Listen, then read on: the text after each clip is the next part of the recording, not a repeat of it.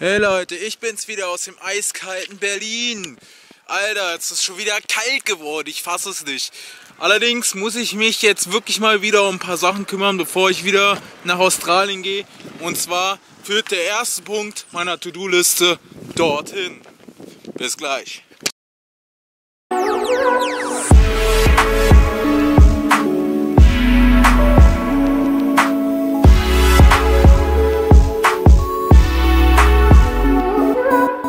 Mal zusammen in die Degewo Wohnungsbaugesellschaft.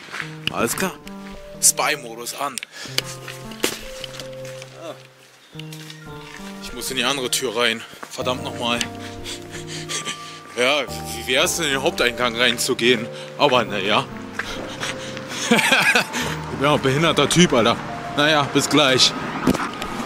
Jetzt aber richtig. Jetzt geht's in die Wohnungsbaugesellschaft, um ein, zwei Sachen zu klären für meinen Nachmieter.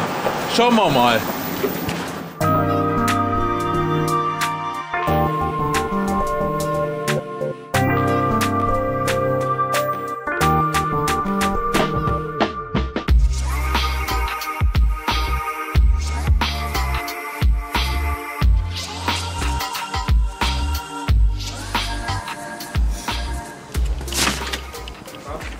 Ich wollte fragen, ob ich vielleicht einen Termin machen könnte, um mit einem der Bearbeiter zu sprechen.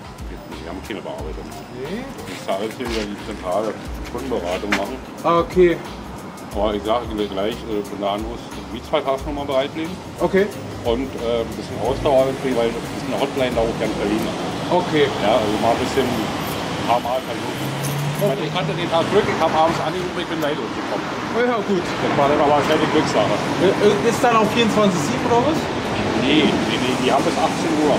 Okay, ja, dann probiere ich das gleich mal aus. 9 bis 18 Uhr. Ja? Super. Also haben wir keine leider mehr, wo da alles angefangen. Ach, schade. Ja, Ich hätte auch gerne lieber mit jemandem gesprochen. Ich weiß es. Ja.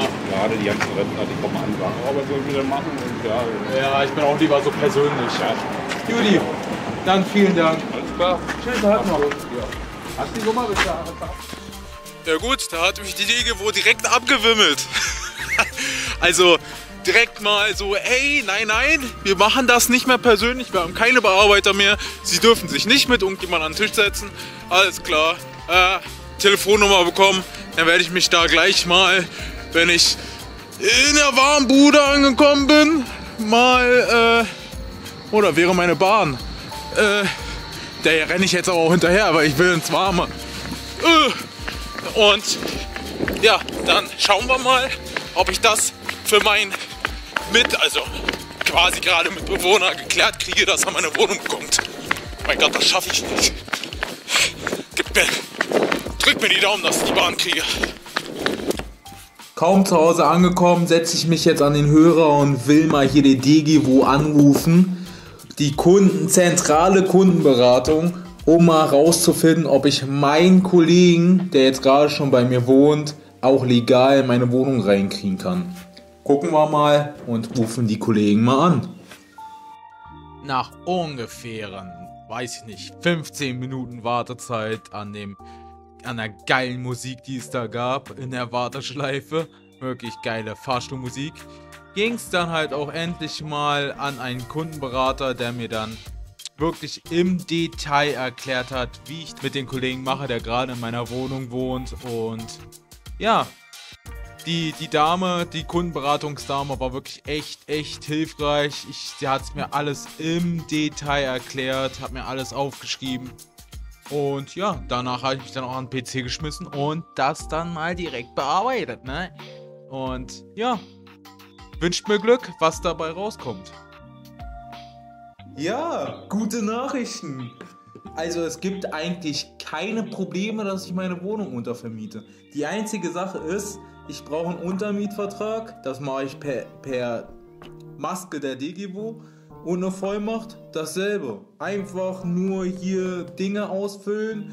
Ja, beim Untermietvertrag muss ich dann einfach nur sagen, dass es eine komplette Untervermietung ist, sodass diese Einraumwohnung, die ich besitze und die ich miete, dass da keine zwei Personen drin wohnen, sondern nur eine Person, die, ja, dass da nur eine Person drin wohnt, die halt diese Wohnung, diese Einraumwohnung quasi bewohnt. Dass da nicht 2, 3, 4, 5 Leute drin sind, sondern nur einer.